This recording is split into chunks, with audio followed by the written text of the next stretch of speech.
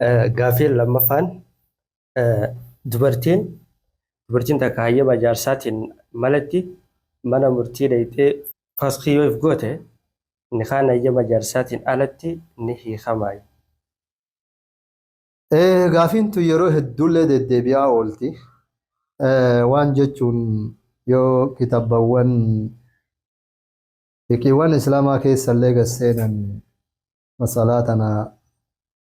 namni waa beeku guutuulleen argatuu danda'u.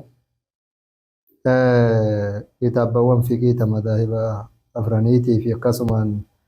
madaahiba fiqii hanbaliyyaa kitaaba mughniifaa akkasumaan ammuqni ilkaafiifaa libnu qudaamaa kitaabawwan akkanaa kana keessa yoo gasseeniitiin jedhe kitaabawwan fiqii babal'aa islaamaa keessatti ni argata waan ta'eef jecha. الفسخ بدون علم الزوج أو موافقته جانيتين أسرى دبتمت يارتين من مرتي ليتي وفي كودن ديسي كجارسي قبان قمر تكايو كجارسي يادا كنا هنفراتين كيادا كنا إن هندقرين اسم دوبا ليتي وفي كودن ديسي هندن ديسو جاني كيني أسو جارسي قبان قمر تكايو كجارسي وان كنا inni illee yaada kana hin fudhatin isumaan alatti faskii waraqaa argadha jechuun baaxilaa jedhan ni kenni akkasinitti namarraa bu'u inuma hin jirre jedhan abadan illaa fi haalatayni jedhan akkaataa lama keessatti malee akkaataan tokko faan jedhan fi haalati daruura oo fi haalati luguyuubii jedhan haala rakkinnaatii fi haala takkaayyuu akkaataa jaarsi fagaatee arguu hin dandahin jaarsa qunnamuu hin dandahin bakka inni jiru hin beekamne bima'anaa jaarsi dhabamuutiin jedhan fugdaanu zawjii gaafa ta'e yoo jaarsi garana buuteen isaa dhagame garuma takkaan illee isa qunnamuu dadhabaniitiin jedhan gaafa kana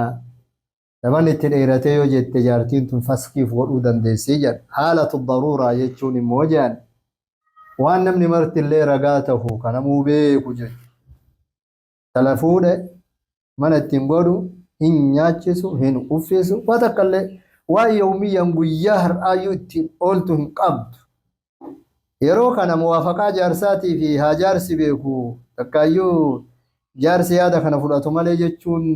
dirqama hin ta'uu jedhan. Haala daruuraa jechuun waan dirqama jireenyaa ta saniin alatti jiruun dhaabbatuu hin dandeenye keessa yoo kufte qaadii dhayxeetiin faskiif godhuu dandeessii jedhan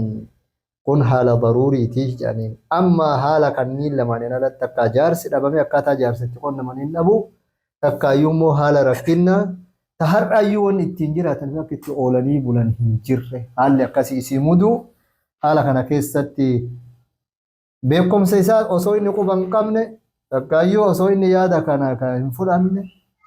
haala kana lamaan keessa ofii kun hin dandeessi. Kanaan alatti ni kenni qaadii dhaqanii waraqaa faskii fudhadhee dubartiin jettu guutuun baaxila beeytota islaamaa bakka jiru maratti akkasumaan akkuma jenne kitaabawwan islaamaa gurguddaa ilmi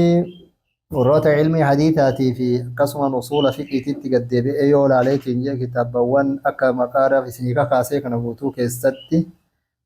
waan argatan fuqahaan islaamaa kanarratti muttafaqiyyan waliigaloodha. Kanaaf hin dandeessu dubartiin takkalleettuun akka waliigalaatitti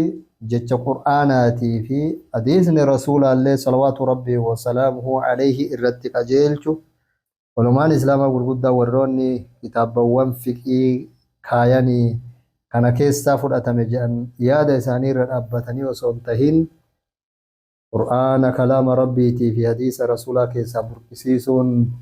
fatwaan akkanaa godhamtii jettaniin kanaaf ni kenni abbaan manaa hin beeyne ka inni yaadan fudhanne haala lamaan dubbanne kanaan alatti ni kenni hin bu'u ni kaahuma namaatu sirra jira yoo heerumtellee ni kenni lammaffaa sun sitti hin qabatu umrii teezinaa godhaa jiraatta ni kenni namarraa bu'uu hin jiru kanumatti ta'aniitumaan qaadii dhaqanii waraqaa fudhataniitiin hiikamne jechuun baaxila dhara jedhan. maashaallah wanni kun waan yeroo ammaa hawaasa keessatti akkaan heddummaatu waan ta'eef irraa fayyadamaa akkuma isheen isiniin jaan nikaan lammaffaa hin jiru baaxilarra jirtaa jechuudha.